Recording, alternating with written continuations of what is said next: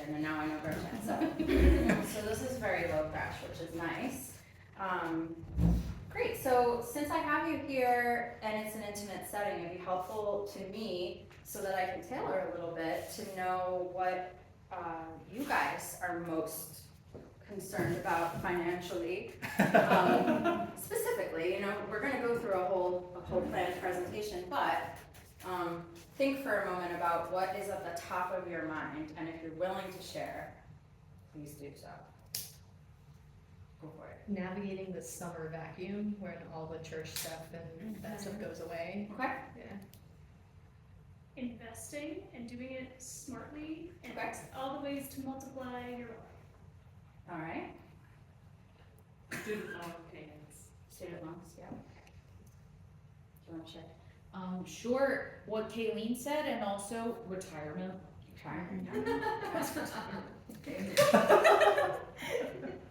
Well, that makes 2 of us age. Anybody else? Roth. Okay. To do video. Yeah. All right. Great. Thank you. So that'll be helpful. I will try to get to all of that as best I can. So let's get started. So here are my disclaimers. I'm not a financial advisor or an accountant. My knowledge comes from working one-on-one and in groups with singers who are primarily between the ages of, let's say, 24 and 35, and in that like post-grad school navigating, trying to figure it all out phase, which most of you are. But as you take in some of this information, understand that a lot of this may take a while, so it can be overwhelming to talk about all of these things, but nobody is saying you need to complete all of these things at this time. This is just looking ahead to your future, starting to see a roadmap in place instead of having panic, which is the last thing we want, right? But I do encourage you to seek out a financial advisor. I do believe that having an accountant is useful if you're dealing with a lot of multiple income streams, or you have many 1099s on top of W-2 income, you have a lot of blended income, partial self-employment. I mean, you can learn to do all of those things yourself. But my feeling is that an accountant can not only help you feel more secure, but also if you're audited, they will be able to help you through that, God forbid. And additionally, often accountants find tax breaks and loopholes and important things that you wouldn't know to look for. So sometimes they would save you as much as you're paying now. So it's just something to keep in mind. All right, so this is basically the attitude I generally get when I bring up finances with people, or even just in a career coaching where people just want to talk about young artist programs and their RA package, and then I'm like, well, let's talk about your financial future. It's this phase. So, I think that sometimes the mindset is I'll deal with this later, and I totally get that, and I always want to be clear that one of the reasons I love this workshop is because when I was in my 20s, and actually all the way into my very, very beginning of my 30s, I was terrible with money. I just pretended like it wasn't real, like it was monopoly money. And I had credit card debt and, was always leasing cars and just like didn't have a very good handle. I mean, to think about retirement and really like having an emergency fund, these were all things I was never taught. I didn't prioritize. People would yell at me about it. I would be like, okay. So, and some of that, is totally normal, but I wish I had gotten things a little more organized, say 5-6 years sooner. And I also didn't live in this time, which is a little scarier. Every generation has its cross to bear, but post-pandemic America is particularly difficult, especially in a high cost of living area. So the order in which we're going to take a look at this presentation today is securing your correlated career, managing your debt, working on your short and long-term savings, developing excellent budgeting systems and skills, making sure we know the very, very basics of how taxes work. We don't have a lot of time to get into it, but we'll do like just bare minimum. And then a little bit about making sure that we know how to self-advocate, okay? So as you navigate your finances, there's a lot of help that you can find from the grand internet, but I think also some of your best resources come from mentors, family, friends, budgeting apps, a career coach, an accountant, a financial advisor, and you don't need all of these. These are just ideas of people who can be part of your team. So, as you know, being a singer is an incredibly expensive endeavor, and obviously education being at the top of that expense. And I put, it can cost you anywhere from $0 to $300,000. And actually, since I made this presentation, I have come across someone with a doctorate who has more than that number in debt. So it's now officially, I officially have a new number in my mind. Believe it or not a soprano. Right? What? I know. Like, how does that even happen? It was a mezzo, wasn't it? I have nothing to say on the matter. So, undergraduate, graduate, DMA, summer programs, continuing education. I mean, this isn't even counting sort of all the extra things, including lessons and coachings, of all different kinds of coachings when I say coachings. And then your application fees, which fortunately, partially thanks to your generation and people who like to make change, we've been pushing back on that, and that situation has been improving somewhat. But it costs a lot of money to travel for auditions. You know, recordings are paramount now. It didn't used to be as, we still would have pre-screens, but not in the way that you have pre-screens, where essentially now your pre-screens are officially round 1, and sometimes round 2.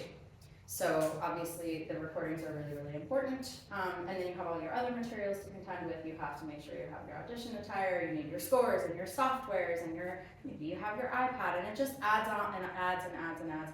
And a lot of times this goes on for, the majority of your career, a lot of these things. So it's important that if you're making a commitment to being a professional singer, that you know the realities of what it's going to be like to financially afford it.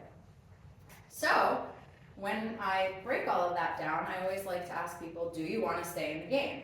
Because the longer you stay in the game, the singing game that is, the more likely you'll find a path in that game. And anybody can do this. I have a whole other lecture, most of you know this, called The Many Paths to a Career in Singing.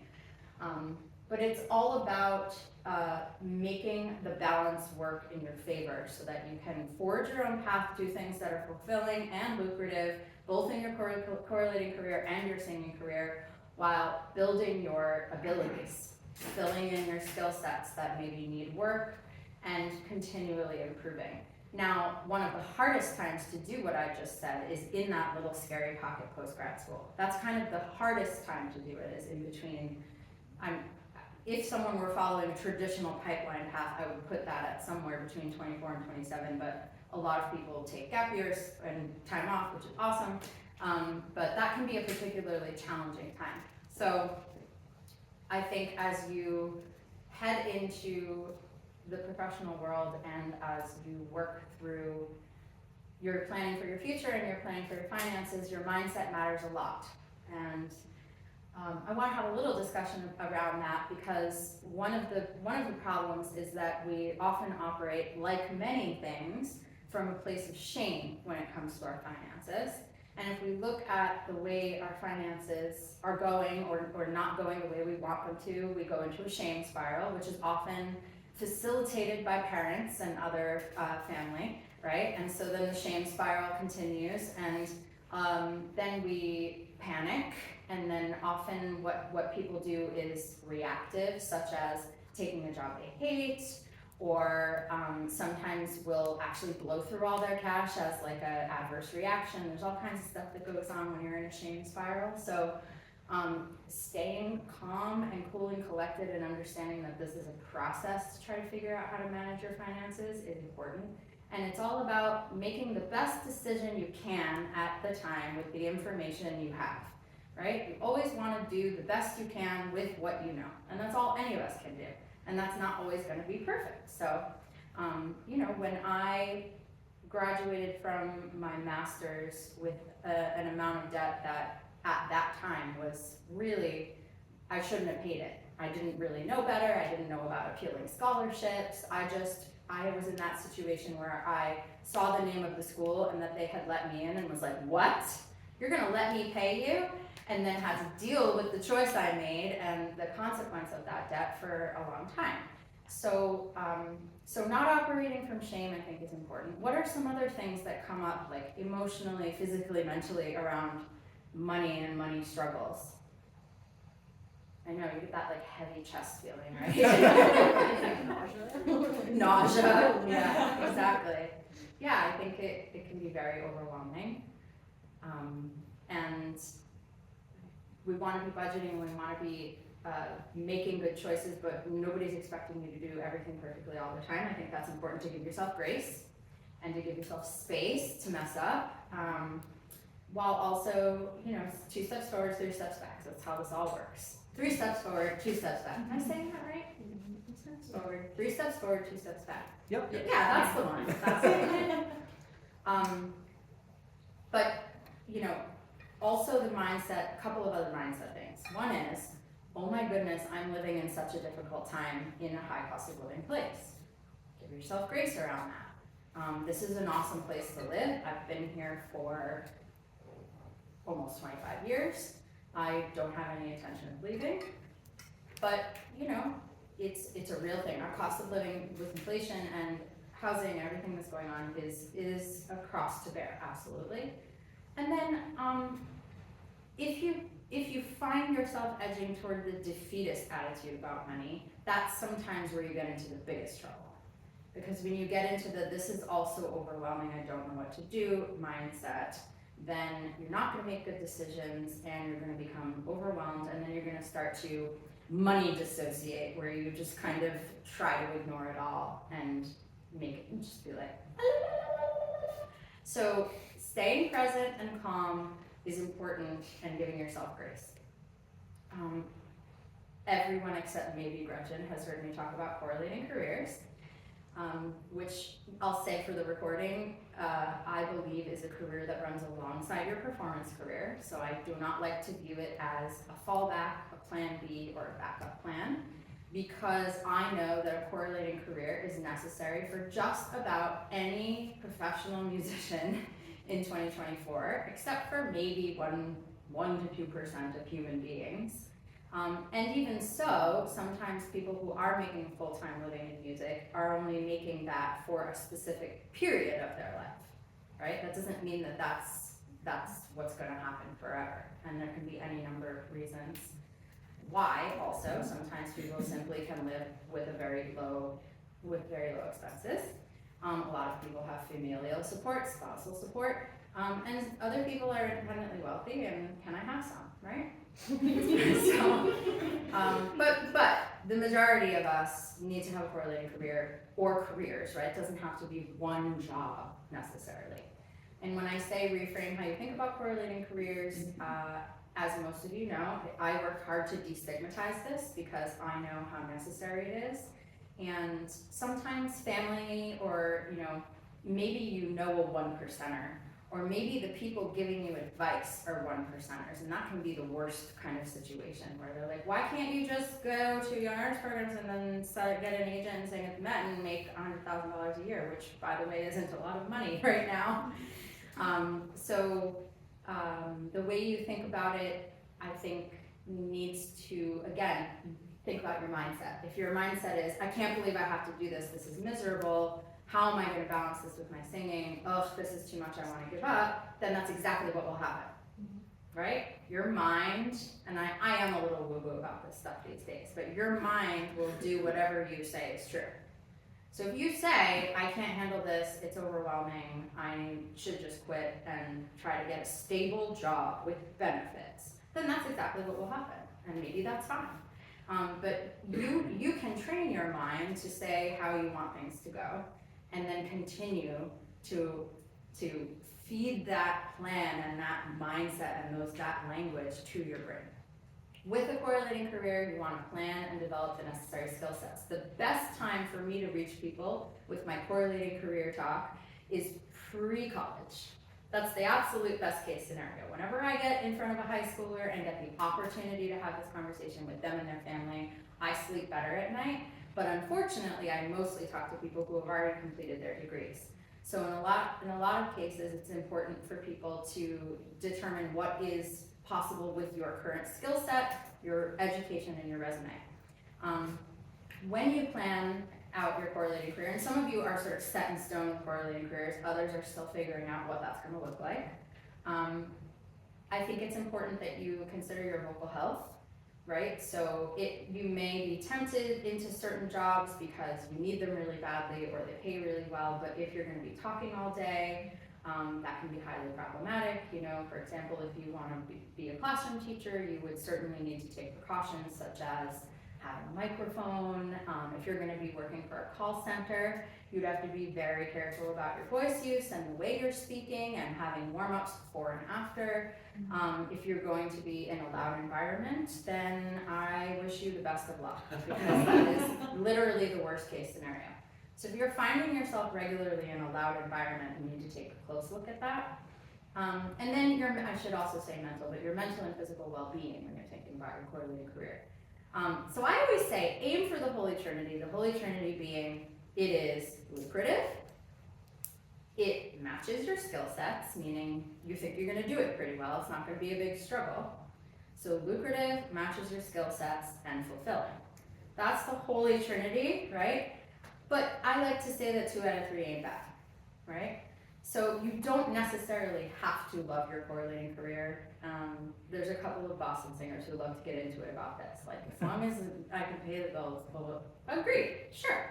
I say, aim for the Holy Trinity. If it doesn't work out, fine. But ideally, that's going to give you the most work-life balance, good mental health, all those things. These are correlating career ideas. You will notice that I've put voice teacher at the top. I want to say, for those of you who have not heard me on this rant before, that I really think it's important that you not be a voice teacher unless you really want to be a voice teacher. Leave those poor babies alone. You do a great disservice to anyone you would teach out of, oh, things aren't going my way, I'm bitter about my career, I really just need to pay the bills, and like, I'm not working hard enough to think about all the various other paths that could be available to me. So yes, it may seem the most obvious, and you may get a lot of advice around it, and for me, it's been a wonderful correlating career that's extremely lucrative and matches my skill set and is fulfilling, but I also happen to love it. In fact, these days, more than performing. So please don't do it unless you're like, I really want to teach, because you do a great disservice. And also pass on that gospel, pass it on, because I meet with so many people who are teaching and are miserable and are walking around feeling like it means they're a failure. And you know, if you decide to be a voice teacher, I also think it's worth saying that the art of vocal performance and the art of teaching are 2 completely different things.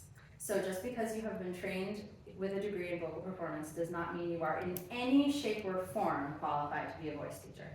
That requires serious pedagogy study. You don't necessarily need a degree in it, but all those holes need to be filled before you hang a shingle up and say, open for voice lessons.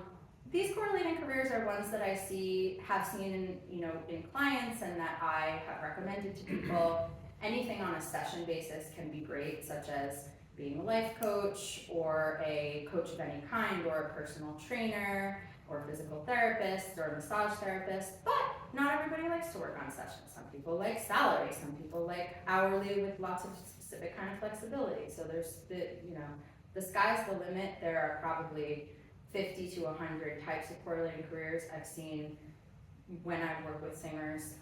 Some work better than others. And probably the hardest things, as you can imagine, are when you need to be on the whole time, right?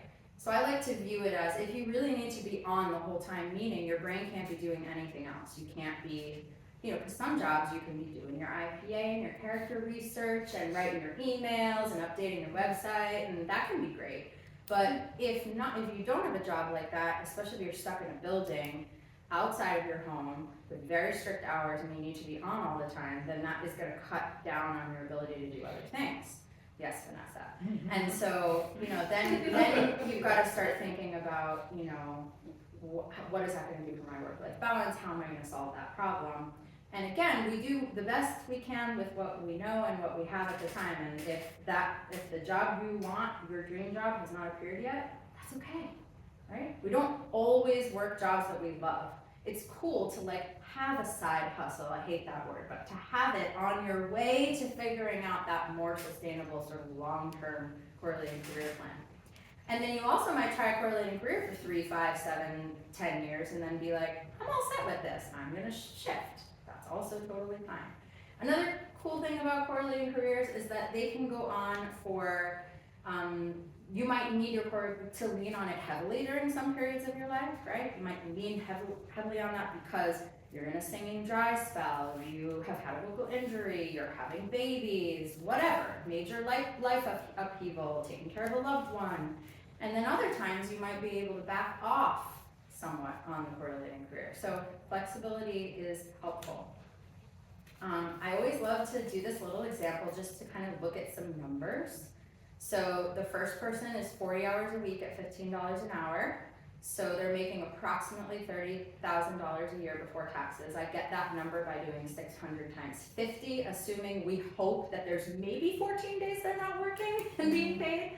We hope. So all of these are multiplied by 50, but so this is an example. This person is unlikely to be able to do much else at work other than work, right? So they are pulling about 30K a year before taxes, and for this area, that's probably going to be unlivable, particularly if you have high expenses. And then human number 2 works 30 hours a week in fine dining, and has somehow found themselves a nice job that's not super, super loud. We're talking fine dining, okay? And so they're making $900 a week before taxes. They're making about $45,000 a year, but they're doing so in 30 hours a week, which is an improvement because we've got higher pay for lower hours, yes? Then something that a lot of post-grad school people end up doing is working for an after-school program, a community music school, this type of thing where you know, you are sort of on the staff of faculty and then they take a large cut of your pay. And putting a pin here to say, if you take that kind of job, do it, awesome, get experience, all for it. But I will mention that my feeling is you should find out what is being charged directly to the customer. And if your hourly pay for that kind of job is falling beneath 50% of what they're charging, then you're in a bad situation. You can't expect, I mean, anywhere under 40 run. Does that make sense? So if they're charging, say, a parent $100 for a lesson, it's usually not that simple because there's semester packages and stuff like this. But if you can work it out and be like, okay, parent is paying this school $100 an hour, I'm getting 40 or I'm getting 35, that's a no-go. You're getting 50, proceed at your own risk. You're getting more than 50, you're in a good place where you're being valued because it does cost a lot of money to run those places. Just want to say that out loud. So this person is working 20 hours a week, making $900 before taxes, which is bringing them to the same as the fine dining person. They're down to 20 hours a week, yes? But also think about the vocal load and mental energy, right? So in that case, I'd want them down at 20 hours a week just because of the absolute strain and intense work.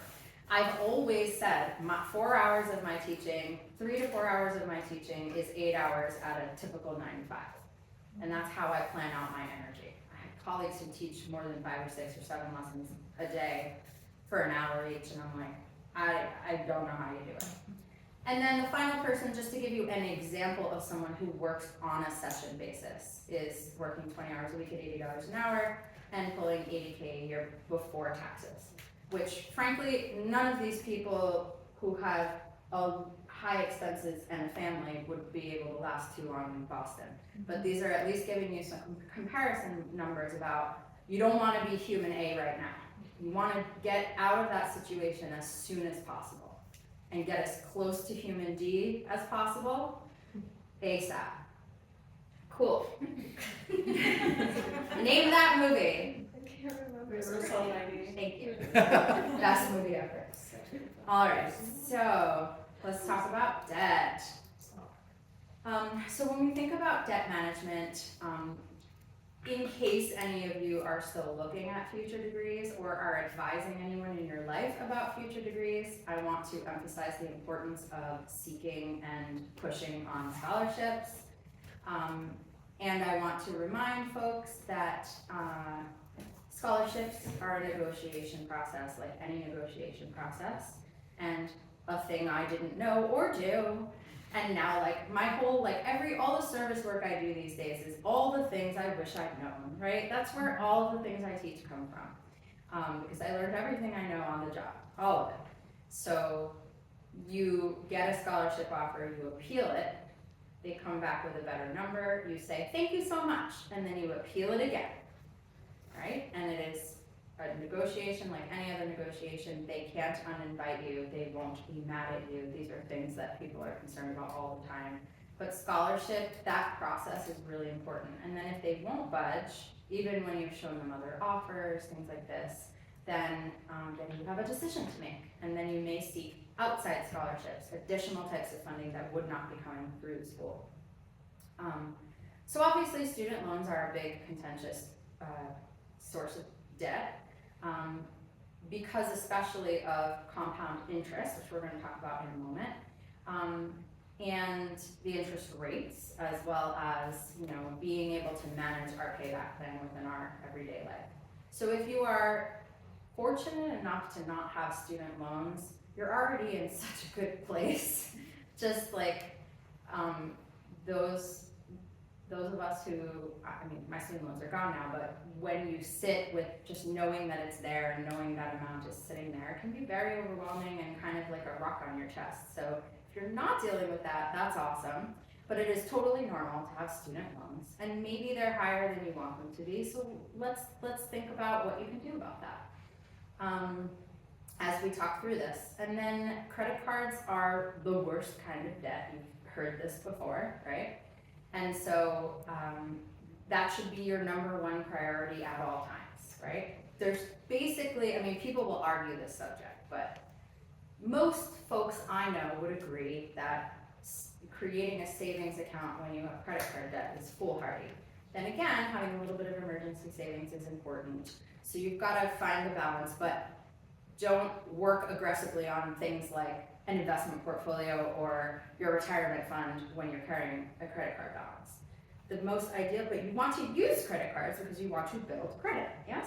So the ideal situation is that you use your credit card until it's like on fire and for everything you need it for, and then you pay it off every month until the balance is zero.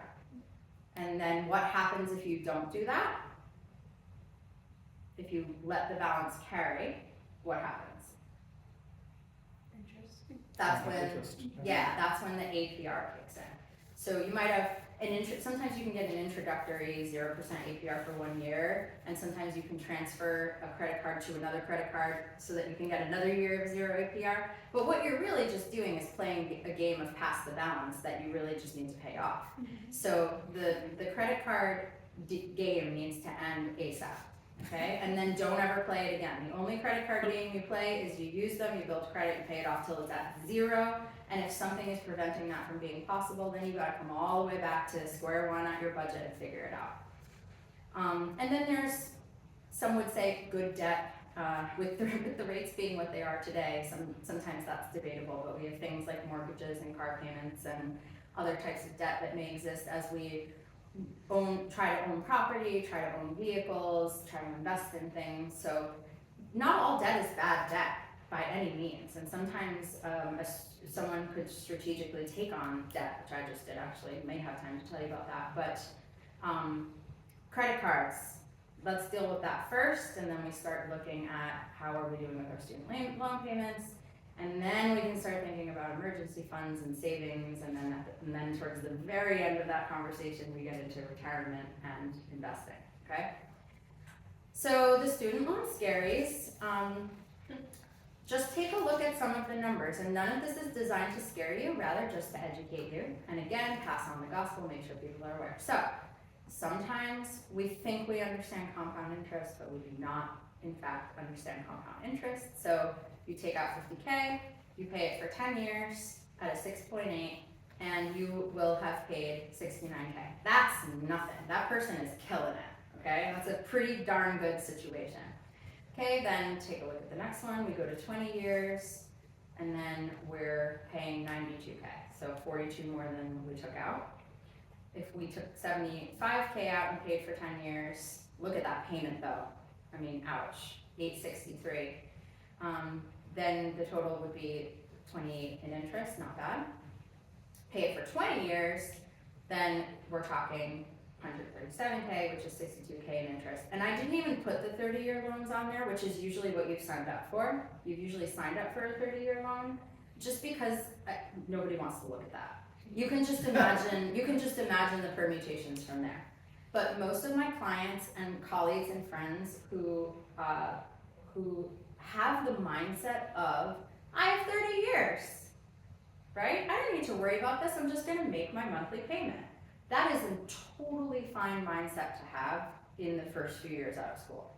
Like, free passes all day long. But as you get older, you do not want a 30-year loan, right? Unless we're talking $5,000, $10,000 in student loans, not the end of the world. But if you've got numbers, okay? If you got numbers, and God forbid numbers that are 6 numbers, right? If you're in the 6 figures, you gotta get that thing paid off as soon as possible. And then there's also the possibility of student loan forgiveness programs, which you can look into, but it's one of those things where you don't wanna fall into a career you don't actually wanna be doing just because you're trying to get the student loan forgiveness, because I've seen that happen too. And then sometimes I've seen this 3 times where someone tries for the student loan forgiveness program and then decides they don't wanna do that career, and so it kind of was all for nothing. So you want to choose that carefully. But basically, think of it this way. If you pay your loans for 20 years, if you had 75K and you pay for 20 years, you're essentially paying double what you took out, right? So just understand how compound interest works. It's important. Compound interest can also work in your favor, which we'll talk about later. Okay, so we kind of just talked about this. So once we are able to save, okay, which again, if you're in a position to be saving, go you. That's freaking awesome, right? If you're on top of your student loan payments, you're able to pay your credit card down to 0, then you are ready to start saving. Huzzah! All right, so the very first thing you want to do when you're saving is the emergency fund. If you need a reason to understand the idea of having, they say 6 months of living expenses, which is a little bit of a scary number, I say let your brain wrap around the idea of 3 months first. Start there so that you don't have a panic attack. But if you need a reason to believe in the emergency fund, may I reference you to the global pandemic that occurred recently. It may prove to be a necessary thing. So, many of us got through it in one way or another. And fortunately, things like loans were put on hold, etc. But there could be other types of emergencies that could, really destroy your financial health if you're not prepared. So the first thing you want to do is build your emergency fund to figure out what are my expenses every month, and then get yourself a goal number and work slowly and steadfastly towards that number, right?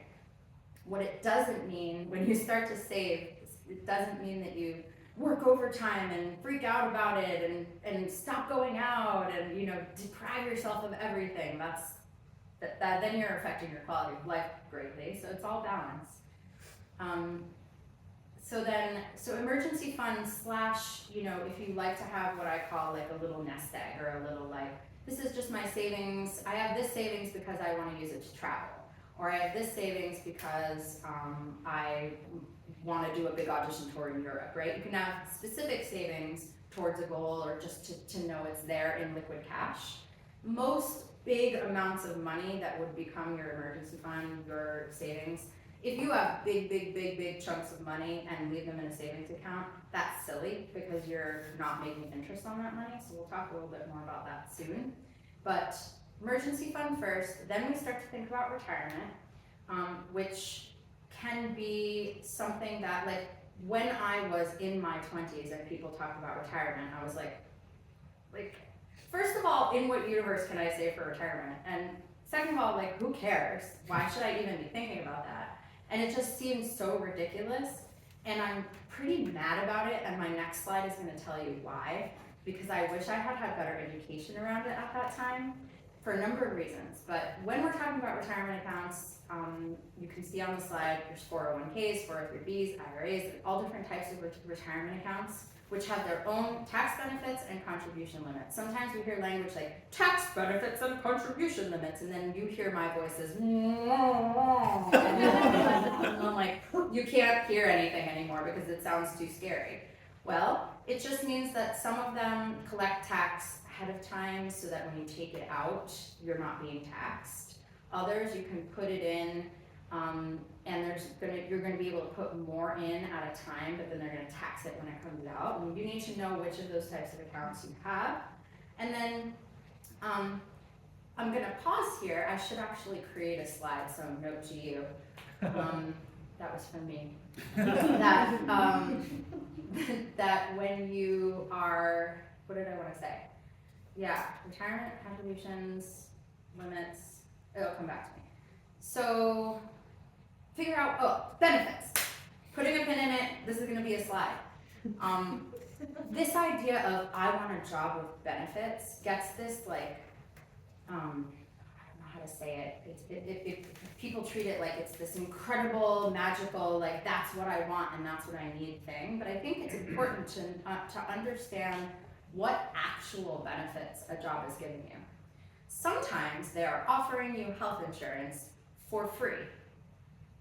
Sometimes. Other times they are offering you the option to buy health insurance, which they will help you with.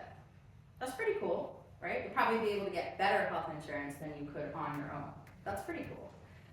But sometimes if you were to compare it to like what you need with Mass Health or something, you might be surprised at how similar those are and how you're not benefiting as much as you may think.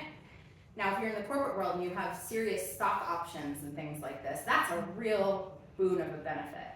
If you are in a place that's doing a retirement match, then that can be a big benefit, but realistically, let's just say that you're putting, I don't know, $2,000 or $3,000 a month, maybe $4,000 of your salary at a low salary point into your retirement account, and then your company is going to match that 5%. Can anybody do those numbers? If we put $4,000 a year in our retirement, and the company is going to match us 5%. $20. Come on, guys. 200. So, yeah, I mean, that's nice. But the matches become a bigger deal the more you're putting in, and you want the highest match possible, obviously. So I say this only because I think people get a little cuckoo about benefits without actually understanding what benefits actually are and how easy it is to create your own benefits in your own life plan, your own career path, if you don't want to be in the type of job that would offer you benefits package. And then there are definitely jobs where the benefits are undeniable, and you're like, this is a sweet deal. I definitely think that what they're offering me is something that I can't create on my own.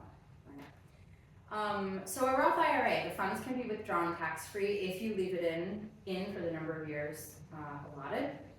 This reduces your tax risks. I can't speak English. And so if your employer provides a 401k match, you should do that. You can also have a Roth IRA at the same time, right? You're allowed to have both is a thing that sometimes people don't realize. And if you do not have an employer that provides pre-tax 401k matching, then you want to start with your Roth IRA. So why do I keep talking about Roth IRAs? They're just awesome things for artists to have, and here's why. And this is why, as I said earlier, I was a little pissy that I didn't learn about this earlier in my life, because I didn't start putting anything into a Roth IRA until I was 33. But if I started it at 25, now I'm giving you max out numbers, so I'm being overly optimistic, like, hey, you're 25, you've got an extra $600 a month, right? But if you somehow manage to max out your Roth IRA starting at 25 with a 6% expected rate of return, which is crap, it's probably going to be better than that, you would be putting in $260, and then you would retire at 65 with over $1 million. Okay, so if you think about the permutation as a times 4, make sense? That's a pretty good deal. And then you wait until 35, and then you put in 195, you retire with 514. That's pretty awesome, but that's more like double versus 4 times. Does that make sense? So the permutations matter, which is why the earlier you start a Roth IRA, even if you're putting in 100, start at 100, start somewhere, gotta start somewhere, then it really helps you with your permutations over time.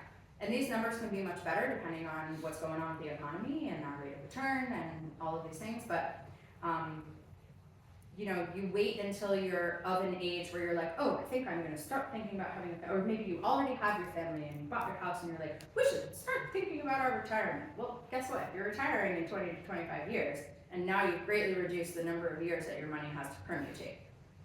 Make sense? Which is why the younger you start doing this, the better off you are. So compound interest can be your BFF because this is an example of year one. So if you saved $5 a day, which is $150 for an average month, $150 to $155, then year one with no interest, what does that say? Yeah, so if year one, if it compounded daily at 5%, you would have 1871, which is not very exciting. After 5 years, you would end up with 10,366. It's pretty good.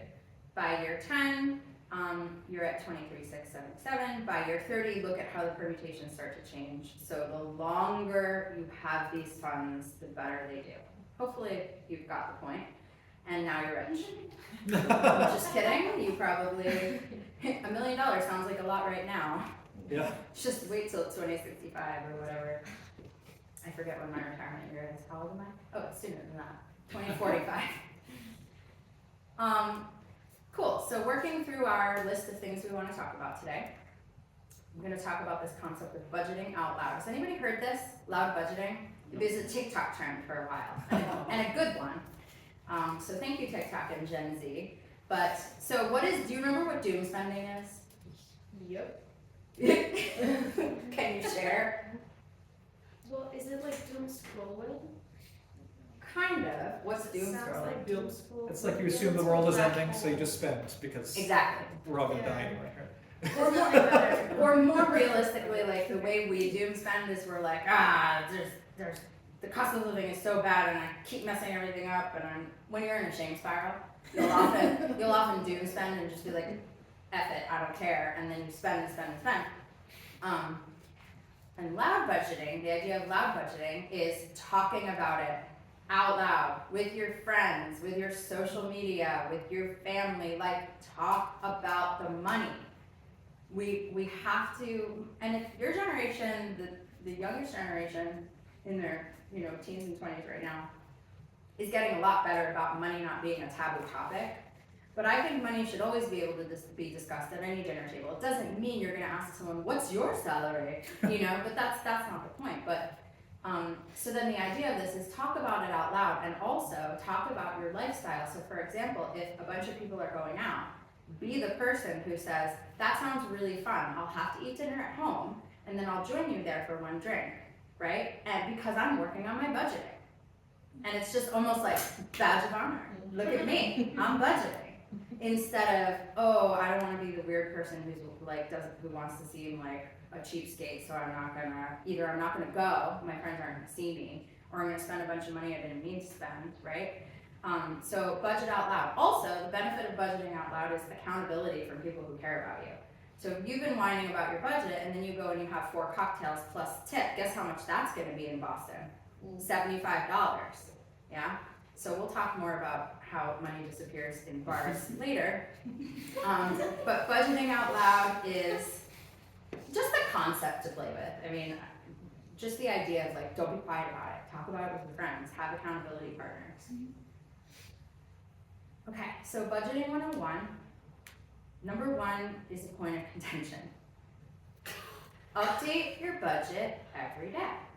Now, why, Dana, though? So you can have apps that do this tracking for you.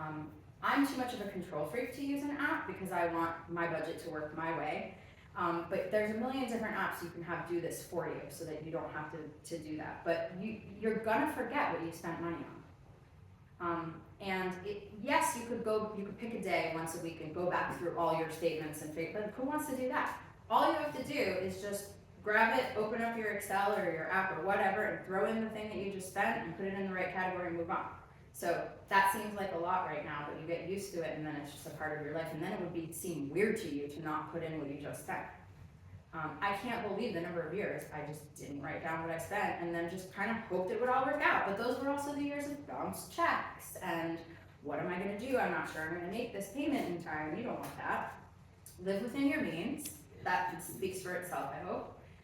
Just means income should exceed expenses ideally, and that you're not living a life that is not reflective of your current financial state. The untouchable cushion is a type of money that is neither savings nor emergency fund. It is just a pillow that lives in your checking account. That's all. It's just a pillow that's there in case you mess it up. So 500 to 1,000 minimum cushion is a great thing to work towards, just in case you screw something up or something comes due sooner than you expected or whatnot, right? Have a cushion in there that is gonna catch you and make sure that you don't overdraw by accident, right? If any of you are playing the game where you're looking and being like, I hope this $75 clears, I see 96 in there, you need a cushion yesterday. You should never be feeling that way. If you're worrying about something that close, then you're in a bad situation. Okay, so have a cushion, address your debt first, meaning don't skip payments because you went over budget, is essentially what I'm saying there. Start working on your emergency fund and slowly incorporate savings. So, budgeting 101. All right, so here are some case studies that I have. Yeah, well, I think it's important to note privilege because a lot of the case studies we're gonna have here are people who come from generational comfort. Even if they don't come from generational wealth, they come from generational comfort. They have parents who can save their ass if necessary. They may have white privilege, they may have male privilege. So privilege is important when we look at finances because a lot of people end up in way worse financial situations than any of us could ever imagine for many reasons outside of their own control. So big note, privilege. This is a case study that is a real human, but also very, very similar to many, many, many of the primarily young ladies that I work with post-school. So you got the case study here. Right now, their privileges are that they have their parents' health insurance for 9 more months, they've got their loans deferred for 9 more months, because they just came out of school and they do not have credit card debt. So this is their monthly expenses, and this is literally the most basic of basic budgets in existence that could ever exist. So this is literally the major categories of this person's life. It's all right there. I'm sure you see things that you don't need, and you probably also see things that for you are missing. You would have to put in specific types of categories that this person doesn't have. And so this is just a boring old Excel version that you can easily create. I have a template going out to you after the class, which has your category, your projected cost, and then you fill in the actual cost when you get to the end of the month. Well, you kind of want to keep an eye on it as the month goes too, right? Like if you notice that you're really over with groceries, then yikes, you gotta think about that. Maybe that will affect your dining out budget the rest of the month or the month after. So you have your actual cost, and then you can put in notes, any notes you need, right? Whatever notes are helpful to you. I put in some examples, right? And then why would singing expenses be in green? Anybody have any ideas? There you go. Yeah, so we've just highlighted things that are deductible for your taxes, okay? And you may have other things that come up in your budget that are, now, this person could break things down way further and say singing expenses and then have the specific lesson, you could have the date, you could have the specific coaching and the date. I put one score, you have the score or the purchase that you made, right? And then you always want to have receipts of some kind for anything tax deductible. Doesn't mean you have to literally print it out, but you have to have it ready to print out somewhere. Printable, okay? So that's sort of the general rule of thumb with that. And then this person is working on their emergency fund, and then tax savings is assuming that this person may owe something, depending on how gigs go. So tax savings is something that you may or may not need to consider. If you're on W-2 income that takes your taxes out for you, that may be more than enough for you to even get a refund, which is great. But that's not always true. It depends on what type of income you're making and doing what. So let's take a look at this person's, so that was their expenses, and this is their income. So now you can see why this person does tax savings, because some of this money is not on a W-2. So they have a church job, which is likely on a W-2. If you don't know what a W-2 is, it is the type of payroll tax denotion that would, well, you know that W-2s come when you finish the year. You get the W-2 that has the summary of what you've made, and then they deduct the taxes, both federal and state, for you, but you have to determine what your tax withholding, what your tax withholding will be, depending on what tax category you fall under. So W-2 is usually required if you're not doing contract work. Hopefully that makes sense. And then I'm operating here under the assumption that this person's voice lessons are private. It's a private studio, okay? And so if you have a private studio, you've got to save that tax money, because approximately 20% you need to put away for taxes, otherwise you're gonna get this horrible tax bill at the end and then be like, oh, what is this? And then you cry a lot, and I know because it's happened to me, because you didn't plan for it, right? So this person is working with essentially two correlated careers here, right? They're working as a voice teacher, and they're working part-time as a nanny, which is a pretty sweet, good stopgap. Sometimes people love to be career nannies, and I fully support that. In this case, this was something they did for a few years. They figure out their correlated career more fully. And then, the numbers are pretty close. If you take a look here, we got these basically 3350s due, 33 approximately the same as coming in. And then if those numbers are not lining up, that's your job when you budget. That's literally your job, is make those numbers line up as much as possible. If you go over, fine. You make a note of it that you've gone over, and then you'll have to adjust the following month to course correct. So it's really important to be able to see those numbers at the end of each month, so that when you go into the next month, you can be like that person who's gonna eat dinner before you meet your friends and not feel bad about it. I mean, have you been to a restaurant lately? It is unbelievable. Go for it. I've been wondering about this, because I will admit that I do not budget at all. Mm-hmm. And how do you, because you're talking about adjusting for the next month, but how do you deal with the fact that in a music career, the variation from month to month is unfathomably vast? It's an entirely different animal every time. Yes. So how do you Plan? How do you plan what your limitations are based on that when that changes?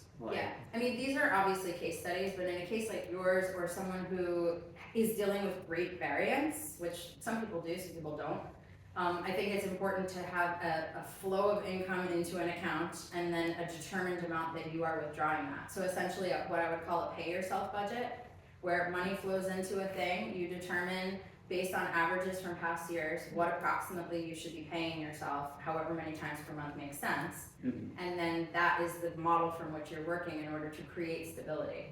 A lot of people who have voice studios will do this.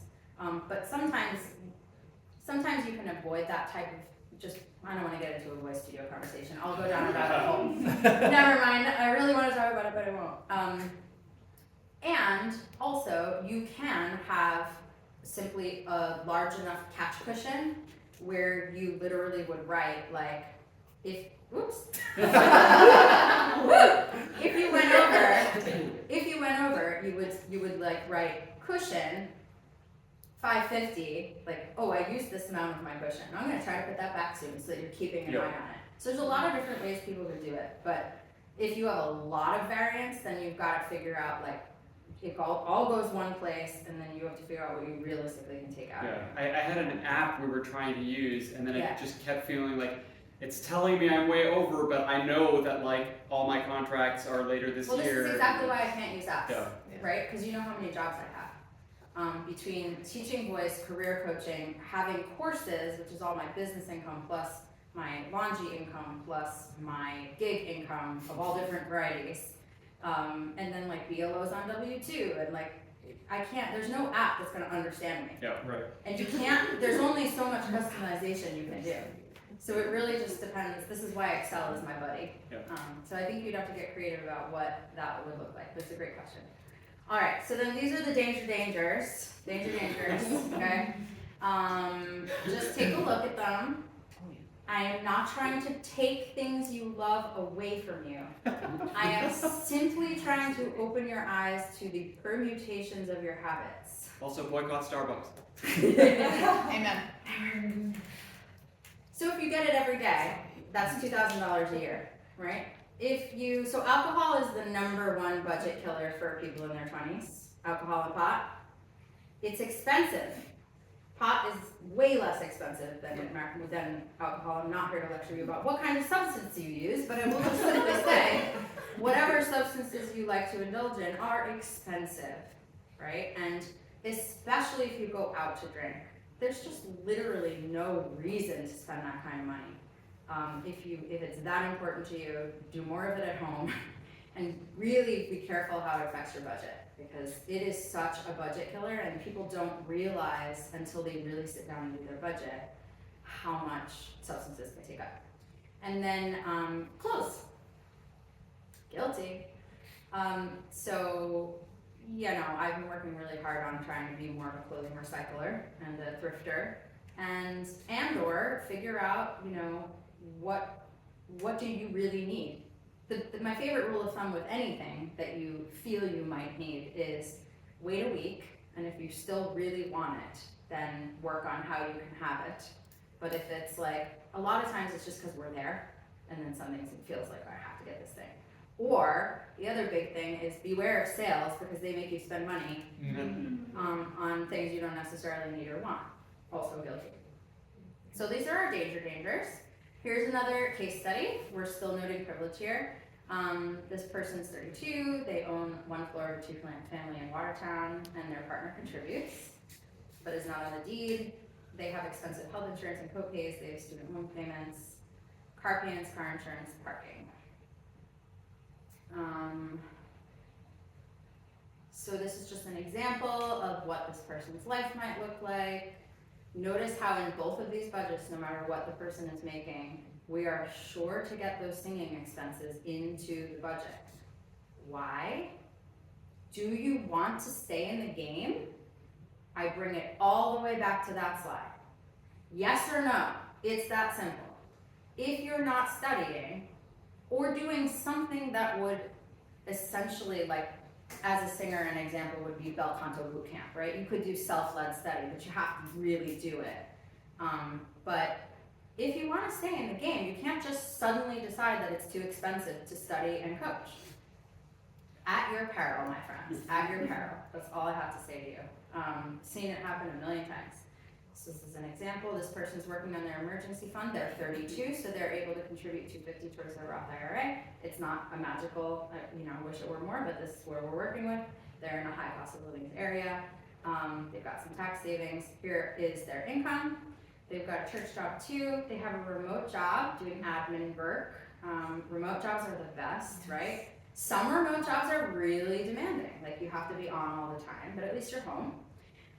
And other remote jobs, you're home and you can practice, or you can warm up just literally while you're answering emails. Just do some SOBTs, or you can, be on call and available while you're doing something else, or you're working on your website. So sometimes remote jobs can give you some extra flexibility during your day, but also flexibility as far as, any job can potentially be flexible with your auditions, your gigs, within reason.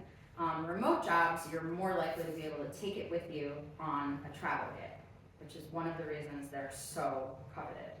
And the most ideal remote job is a remote job where the hours are not fixed, right? That's like the absolute holy grail is I get the work done when I want to get the work done. Or there's only a certain number of hours where I really need to be specifically available. Because think about it, you can do it whenever it works for you. I listed here, one local opera at $1,000 and one choral gig, for $550 were their gigs for this month. And, then they do some web design as like I wouldn't even call it a correlating career. It's a skill set that they're working on honing this time, okay? And this is a real person, by the way. And so, you can see that they've made their numbers work out in this case, or I made their numbers work out in this case. I also think it's interesting to look at their hours, right? Because right now this person is working 52 hours a week, and that's because they're in a show. And you know, the numbers are tough this month because the show doesn't pay a lot, but they're required to be there for a lot of hours. And so they're working 52 hours a week, as many people will be doing when they're in shows. Right? It will depend on how well a show pays and how flexible your correlating career is, whether or not you're going to be able to take work off to do the show. Does that make sense?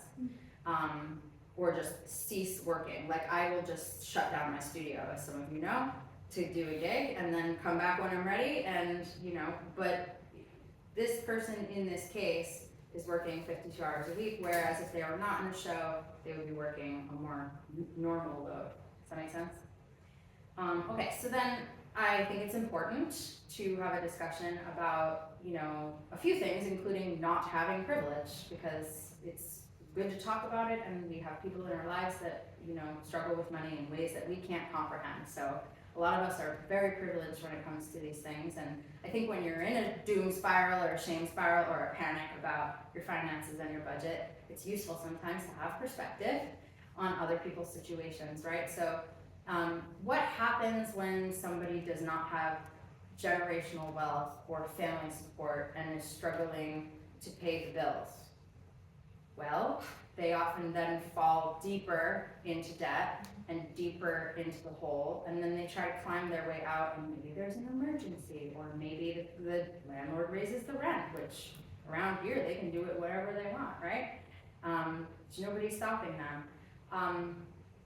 The people who don't have fallbacks or support systems often, not always, didn't have good financial role models either, and often carry self-worth, shame issues that keep them from seeking higher paid work because they don't think they're worthy of that work, or they don't think that, and this could be you for all I know, don't think they're worthy of that work, don't think that they can get that kind of pay, they don't have a skill set, or are too afraid to get the skill set that they might need, can't afford to get the skill set that would help them move out of a dead-end job, and a lot of times it's this nasty circle, catch-22.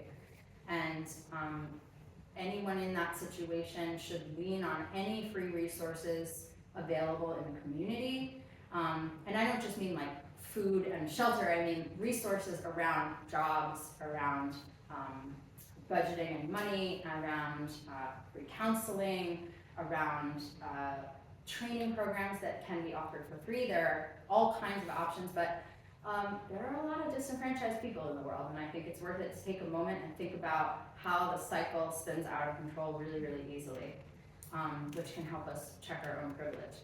And then what about people who are just bad with money? You all know the people who, they get the money, and then they're like, oh my god, I have money. So then they spend all the money, and then they're like, I have money. So just like any habit, this is a well-worn neural pathway in the brain that, you know, I think they say you have to do something new, a new way 21 times or something like that in order for your brain and body to start to understand a different way.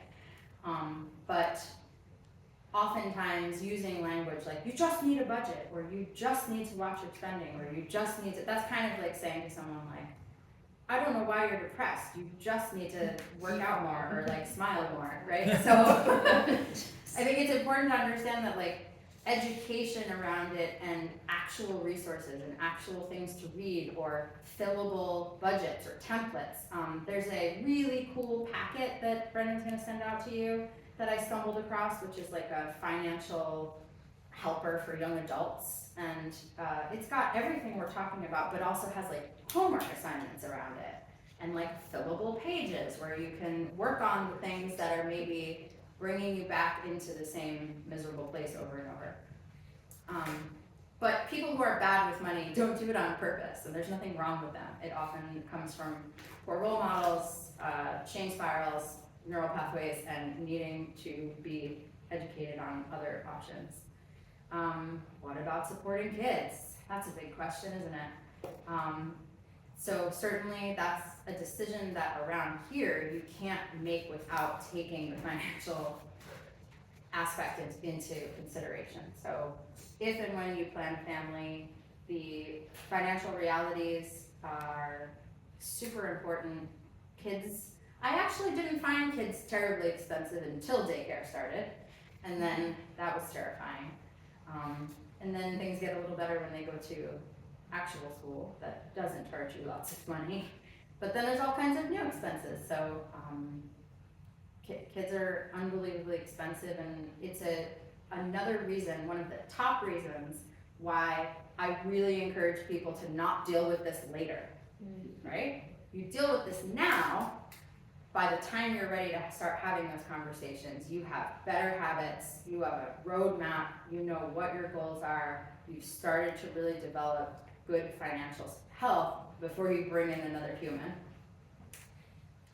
I wanted to just show you, here's my case study. I actually do have debt now because I just purchased an investment property because I wanted to try a new way of investing instead of just investing in stock market. So I've taken on what I would call good debt in that case. Two children, I have sole responsibility of the home and utilities, I live in a very expensive area, and I save 20% of my income every month, which is a lot. I would encourage folks to work towards that number, but 10% is a great place to start. So really quickly, I'll just show you in Excel how I do this, because all of you know I'm an oversharer, so I'm happy for you to look at my finances because I don't really care. So these are my expenses, and of course, the older you get, the more categories there are. There's just a zillion different categories. Babysitters, karate, groceries, camp, sports, clothing, Russian math. What? Russian math is for Spencer because math at school is too easy for him.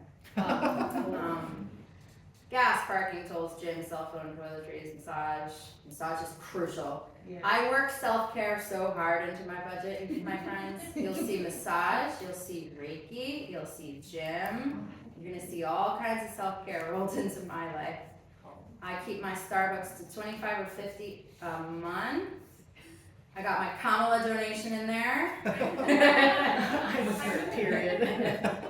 I've got all kinds of weird stuff because I just bought a property. And then why is the green? The green is because of taxes. These are all deductible things. And if I'm not sure if something's deductible, I always make a note in my notes category so that I can discuss it with my accountant, CPA. And then my incomes from various jobs and income streams of all kinds. I mean, literally, even if I get $50 from something random, it goes into income. Everything goes into the budget, okay? And I make my numbers match up every single month as closely as possible. And if there's an overage, I make note and then I course correct later. This is just the way I do it. People can do their budgets in any number of ways. You develop a system that makes you feel good, that you feel like you understand. And then you get used to that system, and maybe that system involves an app, and maybe it doesn't. I'll also just say, if you're looking at an arts admin correlating career, learning to budget like that is really good practice for eventually budgeting for an organization. So, Mm-hmm. yeah. Yeah, and actually a lot of my budgeting skills came from running Mass Opera. Yep. Because at the very beginning, when I started that company, my finances were a mess, but I couldn't mess with that. Right. So I had to figure it out. Yep. Okay, so this is a lot, and you might be feeling a little bit like this duck, and that is totally cool, I understand. So let's just take like a very light look at tax basics, right? And of course you can ask me questions at any time. But a sole proprietor simply means that you are your own business without registering under a business name. Okay, so a sole proprietor is probably what most of you are until you decide to become a business, which you can at any time. Being an LLC, what does LLC stand for? Anyone know? Limited liabilities Right, and why does that matter? means that your personal assets aren't liable if something goes wrong. Right, so if you run a business like voice teaching and you, I don't know, shatter someone's larynx. What do you do? Low key. We pop their larynx out of place and they never recover. I'm just kidding. If you get sued for some reason, they can only come for your business assets. They can't come for your personal assets, which, as a sole proprietor, they can. And so, you know, for some of you that might make sense. For most of you, that isn't necessary yet at this time, but it's definitely something to know about. 1099 income versus W-2. 1099 is what you get when you do a contractor gig or contracting of any kind, excuse me.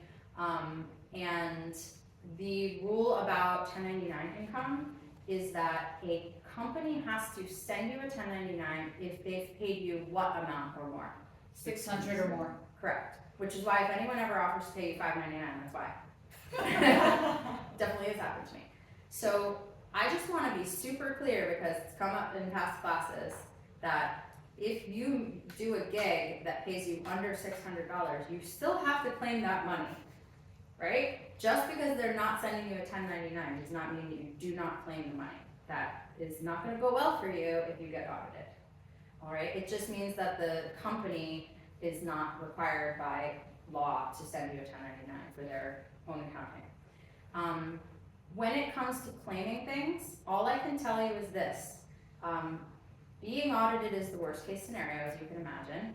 If you're audited, it's best not to panic. And if that happens to you, if you've kept your receipts and you've honestly reported your taxes, you have absolutely nothing to worry about other than it's going to be really annoying.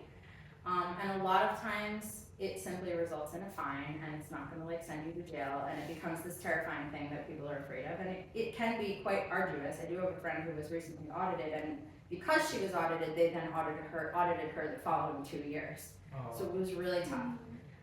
But you know, and she didn't do a great job of keeping records, which just slowed the process down and made the fines higher. Okay, so certainly having a system in place where you keep track of everything and make sure you have receipts. You can develop your own system of any kind. You can scan things. You can create folders in your computer. Whatever works best for you. Everyone has their own thing. But you have to claim all of the money, any money that appears in your Venmo, your credit cards, your account in any way. Even if you took cash from someone and deposited it into your account, if it is visible in the universe, it must be claimed. Okay? Even money that you take in cash and don't deposit technically should be claimed. That's all I'm going to tell you. Schedule C, I was going to tell you about that here. A Schedule C is the profit or loss from business report that goes on your taxes. It shows how much money you've made or lost. In a business you operated as a gig worker, freelancer, small business owner, or consultant. It reports how much of the income is included in your gross, whether you have a tax loss to report to the IRS. So you've probably seen Schedule C on your taxes before and been like, what is this thing that I don't understand? Please help me TurboTax gods, but this is what a Schedule C is referring to. If somebody tells you, like mom tells you, or accountant says, I think you should take the standard deduction, that is probably because they don't believe that your itemized expenses are going to be more than the standard deduction. So you should keep track of your tax deductible items, but it may be possible that there's not enough of them for you to bother itemizing. It may be best, especially when you're younger, to take the standard deduction. And that's something that you want to go over with a CPA, or at least make sure that in the software you're using, you understand which one makes more sense for you. Okay? And the standard deduction, why did I do that? That was silly. The standard deduction changes a lot, depending on who's in control of the government. So it is a variable thing. What else? Paying estimated taxes could become a thing if you have a voice studio or something like this that's going well, or a life coaching business or whatever. If you're self-employed and taxes are not automatically coming out, then you must pay estimated taxes. What the IRS does not want you to do is owe 10, 15, 20, 30 grand at the end and send them a big check. They don't like that. They want you to estimate what you're gonna owe and send it to them ahead of time so they have it in their hands. And then if you've underpaid, you'll pay them a little more, and if you've overpaid, they'll give it back to you, but that would happen on a quarterly basis. So there can be a fine for not filing estimated taxes if you do owe a large amount at the end. That sometimes is applied and sometimes is not, but why take the risk if it seems like something that makes sense to you? Do you have a question? Yeah, sorry, I didn't interrupt. That's fine. Just like, is there a specific when that those like, is there a specific day like there is on April 15th that Yep. each of those has to happen by? Yep, there is. I can't think of them off the top of my head, but It's like March 30th, March- June 30th, September 30th. yeah, the March to June one is rough. There's one, or isn't it? I think it's April and then June. Isn't that right? There's one where there's only 2 months in between. Really? Yeah, which is It's not painful. split even then? It's not. That makes sense. I mean, it is if you pay, because there's a period, there's a period of time in which you can send it in. But yes, you can find that on the IRS website. But they are broken down as essentially quarterly. And if you don't pay one of them, they probably won't care. And then you could double pay the next one. It's not the end of the world, but if you have a lot of taxes that you owe that nobody's taking out for you, you may be a contender for estimated taxes. Accountant or no accountant, I think you've gotten a sense of whether or not this is something you may or may not need. I think we talked about that, that's great, fabulous. We're at our last item here. Actually, could I ask Yeah. about whether or not to hire an accountant? Yeah, totally. You know, it's something I've never done, and Mhm. it's starting to feel like maybe I'm getting to the point where I Mhm. should. But do you think there's a certain, like, what would make finances complex enough for it to warrant spending that extra money to hire someone? I think having a pile of 1099s on top of one other type of income is enough. Yeah. And then especially if your deductions are complex, Mhm. right? Like if you're not sure whether you can deduct something, then it might be time, especially if that something costs a lot of money, then it might be time to talk to a financial planner. Like I couldn't figure out for the longest time if I could deduct massage therapy, and we've done it because it directly affects my singing. Yeah. And we've done it and my accountant feels pretty good about it, but he did say they might challenge it. But that's a risk I wouldn't have taken without his advice, right? Because that's a large chunk of change for me during the year. But it does directly affect my singing, and I would argue that point to the death. Yeah. If the IRS wanted to have a conversation. The IRS would be terrified of me if they ever had to audit me. They would be like, oh my God, just drop it. But I think the biggest point is that it feels safer, and there are often things that you don't know that they know, Right. that you just, and there's so many things, like he talks about things and I'm like, really? Where, oh, I didn't know that existed, or, so, I don't know, it's expensive though, and you always wanna find an accountant who at least is experienced with non-traditional, people who are in the arts in some way. So asking for recommendations is important. I would say at your point, probably get an accountant. Or do it for 1 year. And see, Let's yeah. if That's right. like, yeah, That's it's true. learning It's not thing, worth and it. then I'll do it next year. Yeah, totally. But you would be surprised how much stuff you can write off. Exactly. And there's like so many things that we miss when we're doing it by ourselves that it probably will pay for itself. But what is the percentage of your income that would go towards paying someone like that? Oh, it's more like a one-time fee. Yeah. So my taxes are incredibly complicated, so mine comes up to somewhere around 1,400, but For someone. the year, For the year. for the person? Yeah. Okay. So someone else, which doesn't include my estimated taxes, which I pay $5,000 quarterly, at least. So, yeah, but it can be less. It can be probably anywhere from 700 to the sky's the limit. Just depends. Okay. I mean, this is mostly self-explanatory, right? Self-advocacy is important when you're talking about money and getting paid and making sure that you're on top of your financial health. Part of your financial health is being a self-advocate. But I do want to draw your attention to my point at the bottom, because this is such a contentious topic that the Facebook groups love to go on and have big dramas about.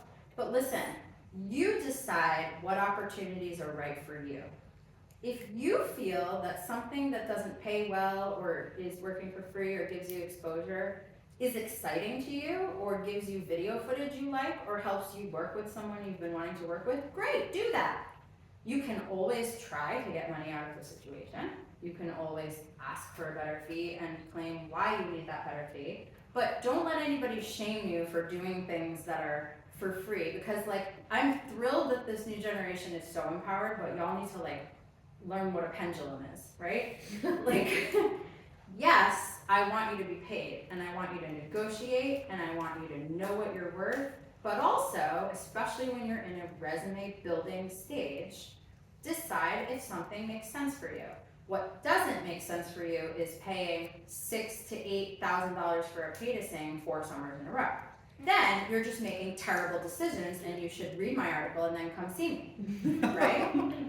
But if we're talking about gig here and there that maybe is not paid or is paid at a very low fee, but you're getting something that you think is crucial to your growth as an artist, don't let people shame you about that, right? You make the choices about your own career.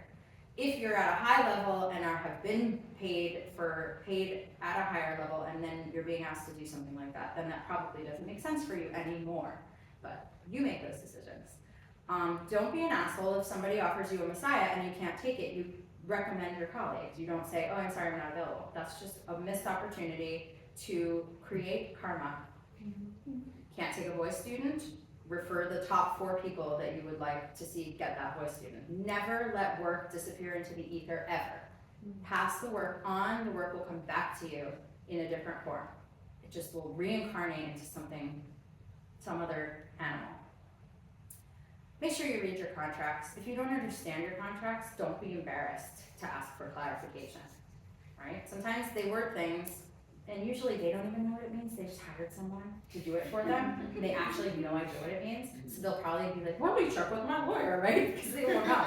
So read your contracts so you know exactly what you're signing. And if something doesn't make sense for you as far as cost-benefit analysis when you sit down and think about it, that's one of the reasons that I slowly transitioned out of opera, was when I was offered a pretty decent opera gig. I would have to be gone for a month to sing Marguerite and Faust, and it was going to pay $4,500 for that month, which might sound like a lot to you. I was making $8,500 a month teaching. So, and I loved teaching as much as singing at that point. So at that time, I was like, I think I'm really gonna shift my focus more to oratorio. Does that make sense? So your life is gonna change and things are gonna shift, and you have to decide what makes sense. So there's a lot of information, and there's so many things we didn't talk about. I tried to hit upon like really important fine points. To your question, Shay, around the summer stock, I have a similar answer to the Omar answer, which is start to figure out what the summer funnel needs to I look also like. got that, right? right? Like looking at the calendar, the year, and Take a look at putting the that- year. Yeah, start to put Disperse your it. averages Yeah. together, exactly. Like often school teachers can get their pay to be divided into 12 instead of whatever, 12 months. So that's Yeah. part of it. And then my new thing is taking sabbaticals. So I'm gonna try to take, at least 2 to 3 weeks in January, hopefully forever, every January forever. Because January tends to be a time where I'm just like, I can't even anymore. So then I have to either figure out the average of the year and then a monthly whatever, or I have to just put aside the specific money for the January sabbatical. So that's my thought on the summer thing. All of these are individual things that have to be worked into your budget. Small steps are better than no steps. Do not let the great good be the enemy, great enemy of the good. However that is. What is it? Don't let the perfect be the. Thank you, James. Don't let the perfect be the enemy of the good. Even if just today you have one new action step to reduce your debt or to improve your budgeting plan or to think about your future. One step is great. It'll at least get the juices flowing, right? And be realistic too. Some of you will make at times 50, 60% of your income from singing. Some of you will never have those numbers. Be realistic about it. I think that when we are sold the dream, which is literally academia's job, is to sell you a dream. that we don't have a necessarily very clear vision of what that looks like financially out in the real world. You may also have periods of your life where all of your income comes from singing, right? Don't expect that to necessarily continue your whole life, but enjoy it while it's happening, if that's what you want. So be realistic and embrace your correlating career instead of letting it be your enemy, because you've got to find a way for the correlating career and the singing life to work together, which sometimes requires help. This is where, like, I can't advise a group of people about how to balance a correlating career and a singing career because I don't know their situation. So you may need one-on-one help in that case. This is the research I did. These were the top things that people have been talking about lately. I was stalking a thread on Facebook of a bunch of artists the other day. A lot of votes for Monarch. A lot of people still like QuickBooks just fine. But so these are some of the, You Need a Budget, YNAB is a popular one. So those are some softwares to consider, and I will send you these slides. I haven't done that yet, but I need to send the slides along. I will send you suggested resources, and you can come see me anytime. And I assume that you feel like this. So I would love to, I should have ended a little sooner, but that's okay, we're gonna make it work. We can go over a few minutes if Yeah, people have questions. Cool, yeah, and I am here, let's do it, let's do questions, and, stay as long as you want. My kids are occupied for the next, at least 15 minutes, so.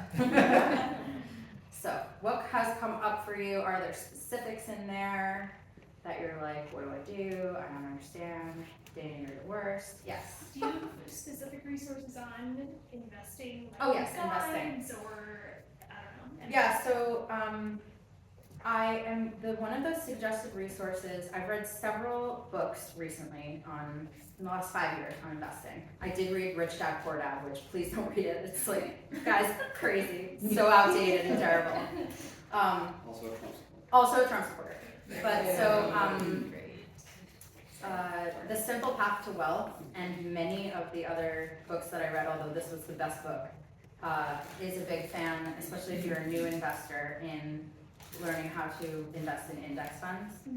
And an index fund is simply like, think about taking all the stocks and just throwing them all in a giant blender, and then it's like, oh, and then it's vanilla investing, but you can still expect a relatively decent return instead of trying to figure out what stocks or paying a financial advisor to diversify your portfolio for you. You're not ready for that. You don't need that. They'll sell you on it, but you don't need that. You need index funds, and then remember that there's all different kinds of investing. So to give you an example, I've purchased an investment property, yay me, and it is a 1-bedroom condo, which needs to be fixed up, so I'm spending a significant amount of money on that. So there's seed money up front, and then once that's done, then the renter that will be in there will pay my mortgage, HOA fees, insurance, all of that. That will all be covered. There'll be a little bit of excess, nothing to write home about, but then the equity over the years that's built into that property means, and I'll be aggressively paying off this property, meaning I'll be overpaying the mortgage. So you can overpay anything. If you're doing awesome with money, then overpay your student loans, overpay your car payment, overpay your mortgage, right? Well, it's never a bad idea, assuming you're saving. But, and then eventually, that I can either sell it and have quite a bit of equity, or I can hang on to it forever, and then it becomes a property that I own, that's worth a lot of money, that then there's a renter in that is developing income that when there's no mortgage. Does that make sense? So that's a different type of investment, as an example, because I wanted to diversify and not just do index funds. And then when you get more familiar with being an investor, then you can start working with financial planners and taking on higher risk investing, which I would not recommend until you're ready, because you have to be ready to ride it out. And that's really scary. When you invest and you see the numbers go way down, it's a horrible feeling. And our gut instinct in fight or flight is to take your money out, which is the worst thing you can do. And so if you're not ready for that, like that drama, and it is drama, then I would definitely recommend not doing that yet. But for index funds and for the financial advice that you can get, I highly recommend Vanguard. Vanguard is sort of the most highly recommended for your Roth IRA, as well as any other type of investment. And I'm a huge fan of them. I actually, typically a financial advisor would take something like 1% of your, like the money you make. And the financial advising team at Vanguard takes 1/10 of that. And you can call them, like you could literally have a financial planning meeting every day if you wanted to. There's no limit to how often you can meet with the financial planners. And if you like one person specifically, then you can schedule just with that person. So, big fan of Vanguard. Index funds are where it's at. Don't do anything crazy. Yeah, thank you. Yeah? Anything else? Cool. Just because it might be useful for the whole group, how does, if we get hired to work with a manager, Mhm. how does the manager fee contribute to like our total income versus is it worth it to pay a manager to be your manager? Omar? Would you like to weigh in on this conversation? I don't know. I feel like it's a case by case basis. So I had been with Martha Wade, who I think you're Yeah. currently with, who charged a monthly retainer. My current management does not. In both cases, I feel like it was the same very typical percentage commission that they would take. I feel like the one downside or like the sort of juxtaposition with not paying a retainer for my current management is that the flip side of that is that she requires all of my performing work to go through her. So even when I have like existing connections with like Boston Lyric Opera, who, you know, realistically she's probably not negotiating my fee much higher than it would have been, and now I'm paying her a cut of that. So that's the Yeah, some managers right will, there. even if you get yourself a bunch of gigs, they'll then take the cut. So it's a real thing. And I mean, some of it I Yeah. still kind of keep under the Yeah. This is being recorded. Yeah.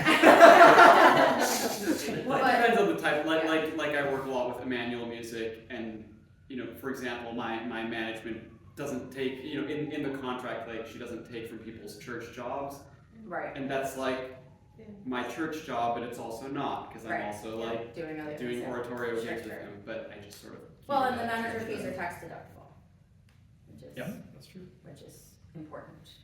So sometimes those get pretty high, and that can be a big help for taxes. But you know, it's all a give and take. And I think so. Something else I would say is that like you talked about sometimes having teachers or mentors who are in the fortunate 1% of people, and I think something I was told a lot when I was very young was like, if an agent charges a retainer, don't do it, or this or that. And I feel like it's on such a case by case basis. Like you have to decide, what do I want, what do I need, and is this person going to help me do that? And like when I was with Martha, she got me a lot of oratorio work, which I felt was particularly hard to get on my own anywhere beyond Boston, because so much of it I felt was like through who you know. She got me my Carnegie Hall debut and brought me back there, and I moved on once I decided that where my career priorities were different than what she was able to get for me.